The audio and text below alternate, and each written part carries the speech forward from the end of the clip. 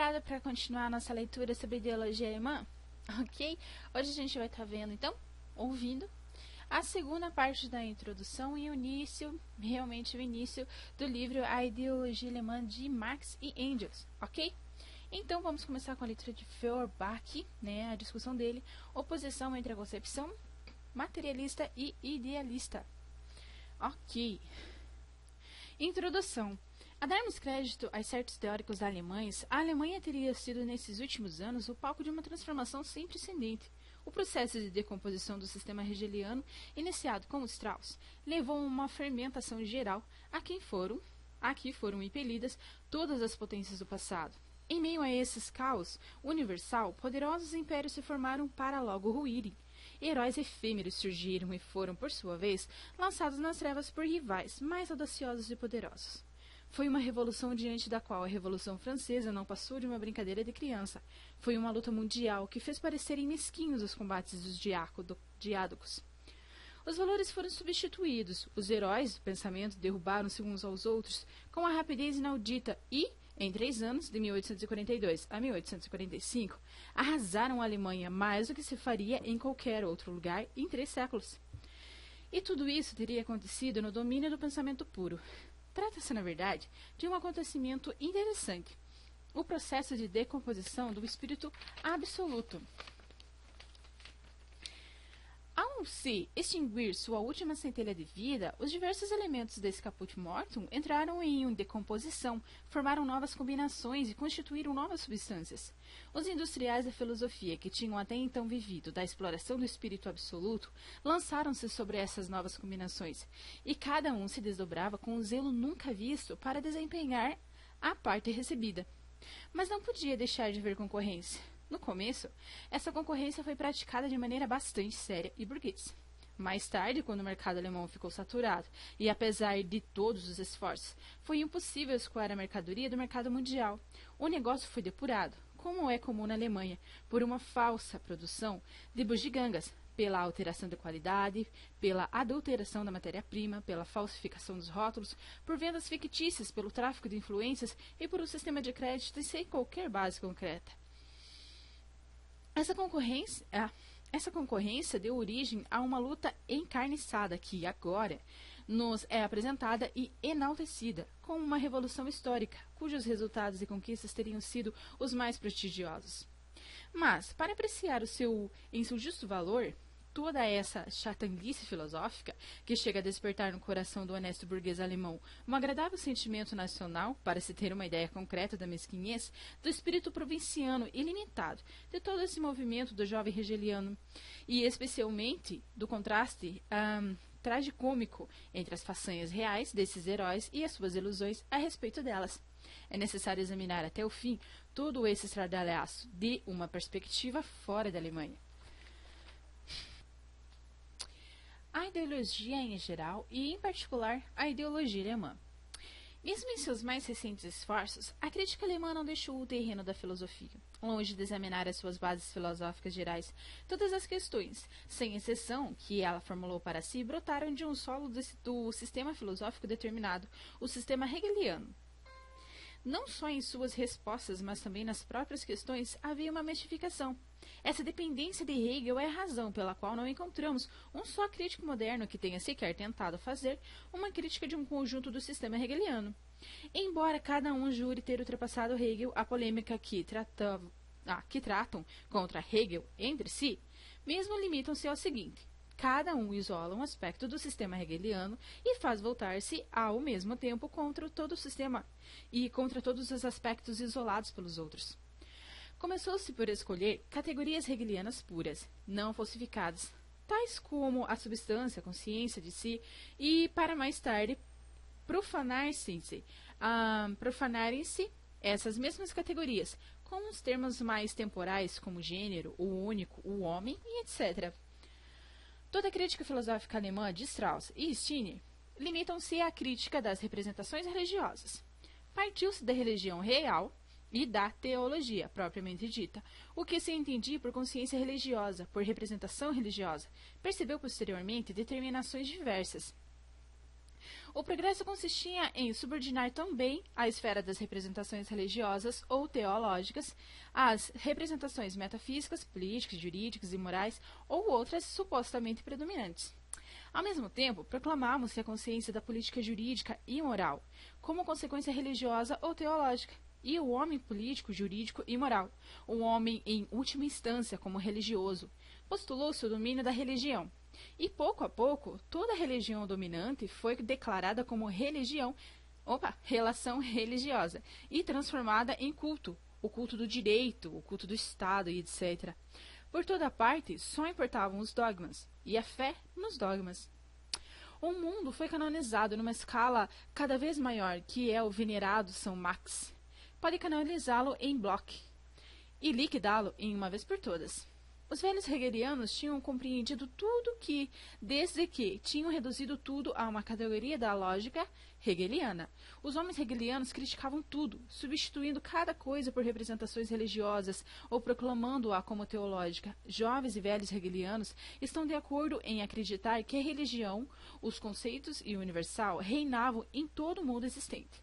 A única diferença é que uns combatem como se fosse usurpação, o domínio que os outros celebram como legítimo. Todos os jovens hegelianos, as representações, ideias, conceitos, enfim, os produtos da consciência aos quais eles próprios deram autonomia, eram considerados como verdadeiros grilhões da humanidade. Assim como os velhos hegelianos proclamavam ser eles os vínculos verdadeiros da sociedade humana. Torna-se assim evidente que os jovens hegelianos devem lutar unicamente contra essas ilusões da consciência, como em sua imaginação, as relações dos homens, todos os seus atos e gestos, suas cadeias e seus limites são produtos de sua consciência. Coerente consigo próprio, o jovem hegeliano propõe aos homens este postulado moral: trocar a sua consciência atual pela consciência humana, crítica ou egoísta, e assim fazendo abolir os seus limites. Exigir assim a transformação da consciência equivalente a interpretar de modo diferente o que existe, isto é, reconhecê-lo por meio de uma outra interpretação. Apesar de suas frases pomposas que supostamente revolucionam o mundo, os ideólogos das escolas jovem hegelianas são os maiores conservadores. Os mais jovens, dentre eles, achavam a expressão exata para qualificar a sua atividade, ao afirmarem que lutam unicamente contra uma fraseologia. Esquecem, no entanto, que esses próprios opõem a essa fraseologia, nada mais do que outra fraseologia, que não lutam de maneira alguma contra o mundo que existe realmente ao combaterem unicamente a fraseologia deste mundo. Os únicos resultados que se pode chegar a essa crítica filosófica foram alguns esclarecimentos históricos, religiosos e assim mesmo de um ponto de vista muito restrito. Sobre o cristianismo, todas as suas outras afirmações não passam de novas maneiras de revestir, de ornamentos, as suas pretensões de terem revelado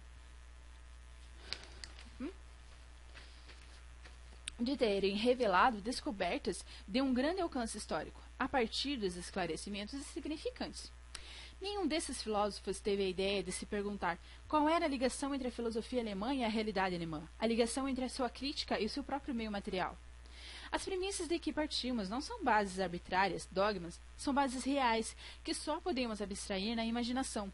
São os indivíduos reais, a sua ação e as suas condições materiais de existência, tanto as que eles já encontram prontas quanto aquelas engendradas de sua própria ação. Essas bases são, pois, verificáveis por uma via puramente empírica. A primeira condição de toda a história humana é, naturalmente, a existência dos seres vivos, dos seres humanos vivos. A primeira condição de toda a história humana é, naturalmente, a existência dos seres humanos vivos. A primeira situação é constatar, portanto, a constituição corporal desses indivíduos e as relações que ela gera entre eles, e o restante da natureza. Não podemos naturalmente fazer aqui um estudo mais profundo da própria constituição física do homem, nem das condições naturais que os homens encontraram, já prontas, condições geológicas, orográficas, hidrográficas, climáticas e outras.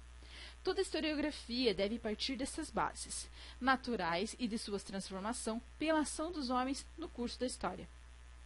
Pode-se distinguir os homens dos animais pela consciência, pela religião e por tudo o que se queira. Mas eles próprios começam a se distinguir dos animais logo que começam a produzir os seus meios de existência. E que começam a produzir os seus... E... 1, 2, 3, 4, 5, 6. Pode-se distinguir os homens dos animais pela consciência, pela religião e por tudo o que se queira. Mas eles próprios começam a se distinguir dos animais logo que começam a produzir os seus meios de existência.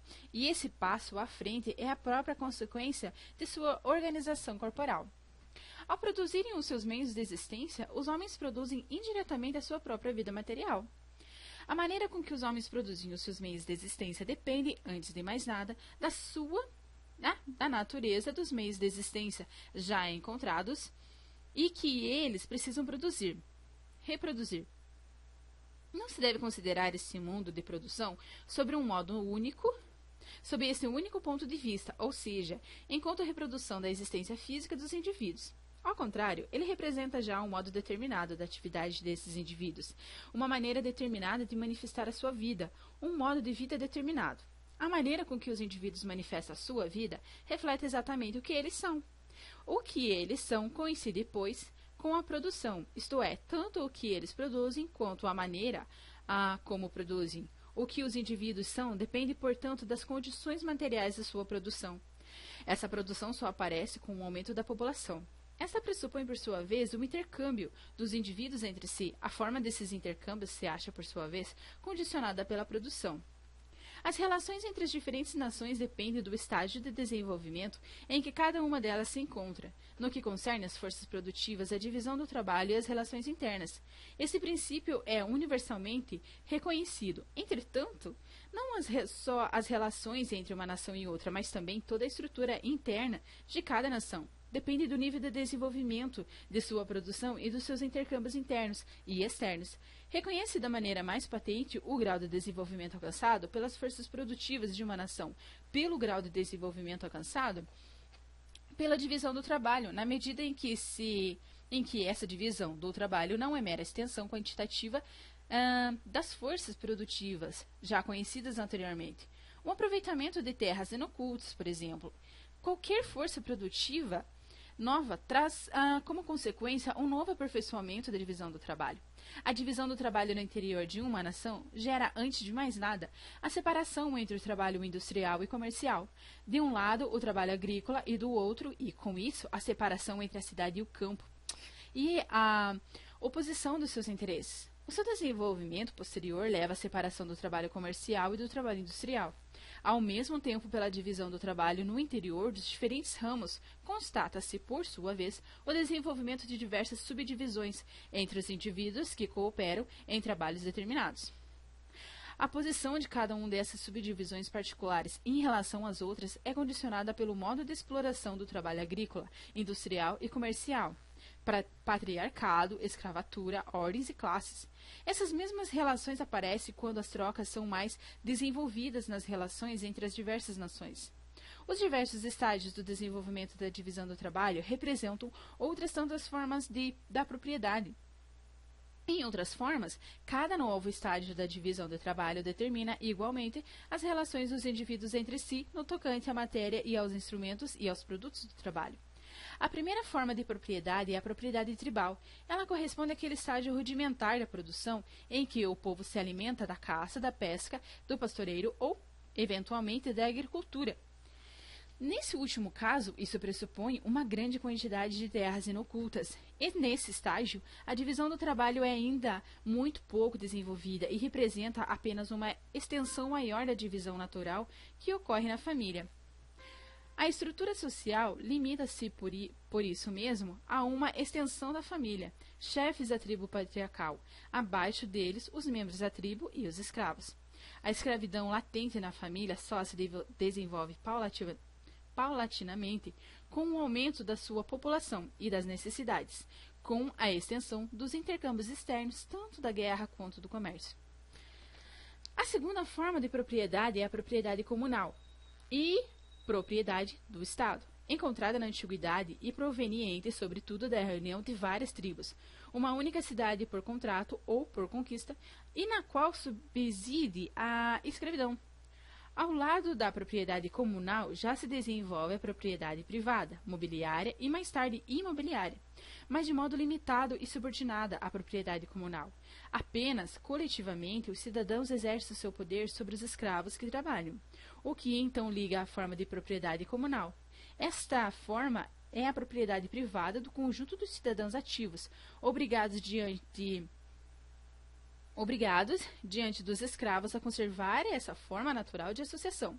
É por isso que toda a estrutura social nessa forma de associação se desagrega à medida que se desenvolve a propriedade privada, particularmente a imobiliária, e com ela se desagrega também o poder do povo. A divisão do trabalho já aparece aqui mais avançada. Encontramos então a oposição entre a cidade e o campo, e mais tarde a oposição entre os estados que representam o interesse das cidades e aquelas que representam o interesse dos campos. E vamos encontrar no interior das próprias cidades a oposição entre o comércio marítimo e a indústria. As relações de classe entre cidadãos e escravos alcançaram o seu pleno desenvolvimento. A existência da conquista parece estar em contradição com toda essa concepção da história. Até agora fez-se da violência, da guerra, da pilhagem, do banditismo e etc. A força motriz da história. Então, fomos forçados aqui a nos limitarmos aos pontos capitais. Por isso, tomamos apenas o exemplo muito eloquente da destruição de uma velha civilização por um povo bárbaro e, consequente, a formação de uma nova estrutura social, que recomeça a partir do zero. Roma e os bárbaros, o feudalismo e a Gália, o Baixo Império e os turcos. Para o povo bárbaro conquistador, a própria guerra ainda é, como indicamos anteriormente, um modo normal de intercâmbio praticado com o maior empenho à medida que o crescimento da população cria a sua maneira mais imperiosa. A necessidade de novos meios de produção, visto que o modo de produção tradicional é rudimentar, é o único possível para esse povo. Na Itália, ao contrário, assiste-se à concentração da propriedade fundiária realizada por herança, por compra e pagamento de dívida, uma vez que a externa dissolução dos costumes e a raridade dos casamentos provocaram a extinção progressiva das velhas famílias, passando os seus bens para mãos de poucos. Além do mais, essa propriedade fundiária transformou-se em pastagens, transformação esta provocada não só pelas causas econômicas comuns, válidas ainda nos nossos dias, como pela importação de cereais pilhados ou exigidos a título de tributo, e também pela consequente falta de consumidores do trigo italiano. Nessas circunstâncias, a população livre tinha desaparecido quase completamente. Os próprios escravos estavam em processo de extinção e tinha de ser constantemente substituído. O escravismo continuou sendo a base de toda a produção. Os plebeus situados entre os homens livres e os escravos nunca chegaram a se elevar-se acima da condição do Lumpenproletariat. Além disso, a Roma nunca ultrapassou o estágio da cidade. Estava ligada às províncias por laços quase unicamente políticos, que, por sua vez, poderiam se romper, evidentemente, por acontecimentos políticos. Com o desenvolvimento da propriedade privada, vêm-se a aparecer pela primeira vez as relações que tornaremos a encontrar numa escala muito maior na propriedade privada moderna. Por um lado, a concentração da propriedade privada, que começou muito cedo em Roma, como atesta a lei agrária do Licínio, e progrediu rapidamente a partir das guerras civis e, sobretudo, sobre o Império. Por outro lado, em correlação com esses fatos, a transformação dos pequenos camponeses plebeu em um proletariado impediu que se tivesse um desenvolvimento independente por estar numa situação intermediária entre cidadãos e proprietários e os escravos. A terceira forma é a propriedade feudal, ou a dos diversos estamentos. Enquanto a antiguidade partia da cidade para o seu pequeno território, a Idade Média partia do campo. A população existente, esparsa e dispersamente distribuída por uma vasta superfície, que os conquistadores praticamente não aumentaram, condicionou essa mudança do ponto de vista. Ao contrário do que ocorreu na Grécia e em Roma, o desenvolvimento feudal se inicia em um território bem maior, preparado pelas conquistas romanas e pela expansão da agricultura que essas inicialmente ocasionaram. Os últimos séculos do Império Romano em declínio, com a conquista e a conquista dos próprios bárbaros, aniquilaram uma grande massa de forças produtivas.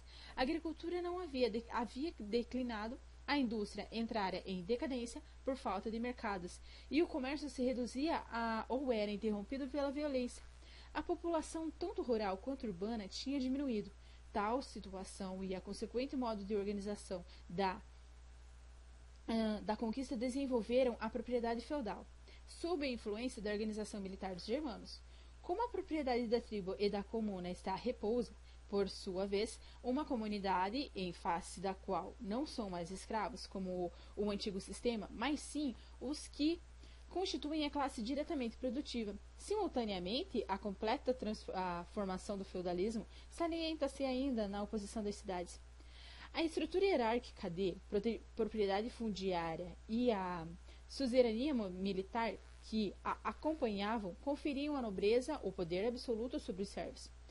Essa estrutura feudal, exatamente do mesmo modo que a antiga propriedade comunal, era uma associação contra a classe produtora, dominada, só que a forma de associação, as relações com os produtores são diferentes pelo fato de serem diferentes as condições de produção. A essa estrutura feudal, a propriedade fundiária correspondia, nas cidades, à propriedade corporativa e organização feudal do ofício artesanal. Na cidade, a propriedade consistia principalmente no trabalho de cada indivíduo, a necessidade de associação contra os nobres pilhadores conluiados e a necessidade de construções manuais para as atividades mercantis numa época que o intelectual era também comerciante. A concorrência crescente dos servos que fugiam em massa para as cidades prósperas, a estrutura feudal de todo o país, tudo isso fez surgir as corporações. Os pequenos capitais economizados pouco a pouco pelos artesãos isolados e o número invariável desses em uma população que crescia incessantemente desenvolveram a condição de companheiro e de aprendiz que deu origem nas cidades à hierarquia semelhante à do campo. Portanto, a propriedade principal consistia em um lado, durante a época feudal, na propriedade fundiária, a qual está ligado ao trabalho dos servos, por outro, no trabalho pessoal, com a ajuda de um pequeno capital, e dominando o trabalho dos companheiros e aprendizes. A estrutura de cada uma dessas duas formas era condicionada pelas relações de produção limitadas, a agricultura rudimentar, restrita e a indústria artesanal. No apogeu do feudalismo, a divisão do trabalho pouco se desenvolveu. Cada país continha em si a posição da cidade e campo. A divisão em estamentos era, na verdade, muito acentuada. Mas não houve divisão importante do trabalho, além da separação entre os príncipes, reinantes, nobreza, clero, camponeses no campo, e os mestres, companheiros e aprendizes. Logo também nas cidades uma plebe de jornaleiros. Na agricultura, essa divisão se tornara mais difícil pela exploração parcelada da terra, ao lado da qual se desenvolveu a indústria doméstica nos próprios camponeses. Na indústria, o trabalho não era absolutamente dividido dentro de cada ofício e muito pouco entre os indivíduos diferentes ofícios. A divisão entre o comércio e a indústria já existia. Ela já existia em cidades mais antigas, mas só mais tarde se desenvolveu nas cidades novas. Quando as cidades foram tendo contato umas com as outras, a reunião de áreas de uma certa extensão, formado dos reinos feudais, era uma necessidade tanto para a nobreza fundiária quanto para as cidades. Por isso mesmo, a organização da classe dominante, isto é, da nobreza, teve por toda parte um monarca à frente. Eis, portanto, os fatos indivíduos determinados com atividade produtiva, segundo um modo determinado, entram em relações sociais e as políticas determinadas. Em cada caso isolado, a observação empírica deve mostrar nos fatos, e sem nenhuma especulação nem mistificação, a ligação entre a estrutura social e política e a produção. A estrutura social e o Estado nascem continuamente no processo vital de indivíduos determinados, mas desses indivíduos, não tais como aparecem nas representações que fazem de si mesmos ou nas representações que os outros fazem deles, mas na sua existência real, isto é, como trabalham e produzem materialmente, portanto, do modo como atuam em base às condições e limites materiais determinados e independentes de sua vontade. A população das ideias, das representações e da consciência está, a princípio, direta e intimamente ligada à atividade material e ao comércio material dos homens. A ela, a linguagem da vida real. As representações, o pensamento, o comércio intelectual dos homens aparecem aqui mais com a emanação direta do seu comportamento material. O mesmo acontece com a produção intelectual, tal como se apresenta na linguagem política, nas das leis, da moral, da religião, da metafísica e etc. De todo um povo. São os homens que produzem as suas representações, suas ideias, etc. Mas os homens reais atuantes, tais como são, condicionados por um determinado desenvolvimento das suas forças produtivas e das relações que elas correspondem, inclusive as mais amplas que estas podem tomar. A consciência nunca pode ser mais do que consciente. E o ser dos homens é o seu processo de vida real. E se em toda a ideologia os homens e suas relações nos apresentam de cabeça para baixo como uma câmera escura, isso. Esse fenômeno decorre do seu processo de vida histórico, exatamente como a inversão dos objetos na retina que corre do seu processo de vida diretamente físico.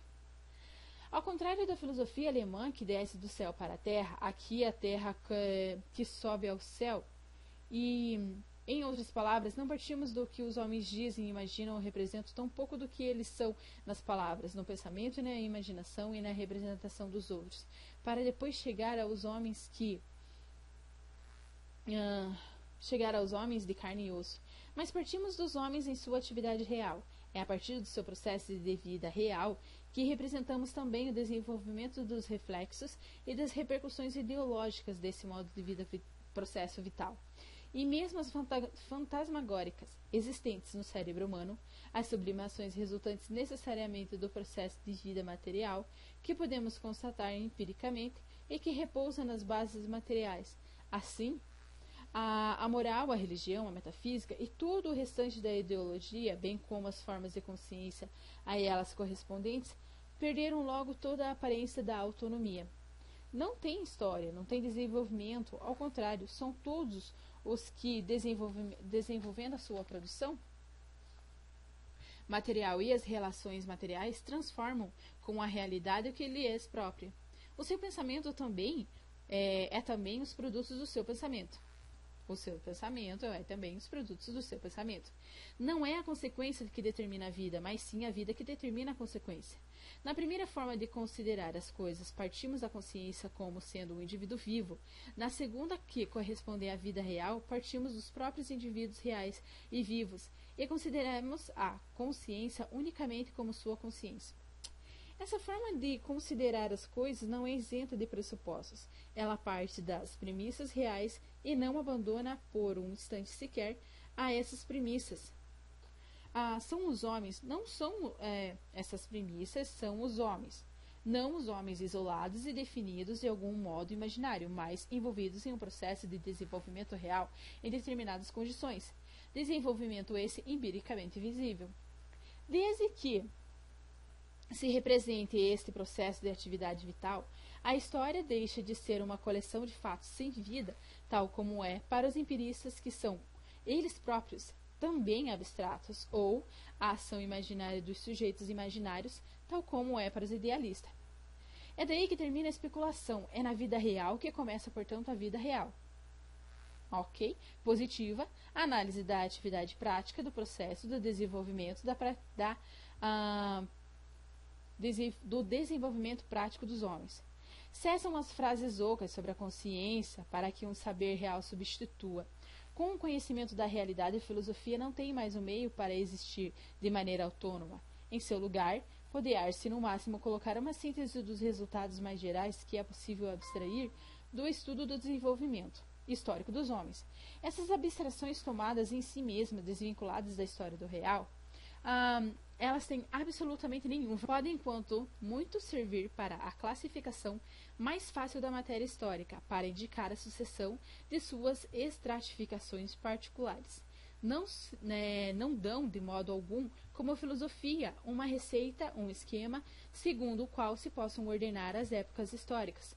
Ao contrário, a dificuldade só começa quando nos pomos a estudar e a classificar essa matéria, quer se trate de uma época passada ou tempo presente, e analisá-la realmente. A eliminação dessas dificuldades depende de premissas que nos é impossível desenvolver aqui, pois resultam do estudo do processo de vida real e da ação dos indivíduos de cada época. Vamos considerar aqui algumas dessas abstrações de que servimos em confronto com a ideologia e explicá-las através de exemplos históricos. Ok? No próximo vídeo, então, a gente vai estar dando continuidade na página 21 do texto, falando sobre a história. Espero que vocês estejam gostando. Se vocês gostarem, por favor, né? Deixe o seu like, ok? Beijos, até logo. Tchau!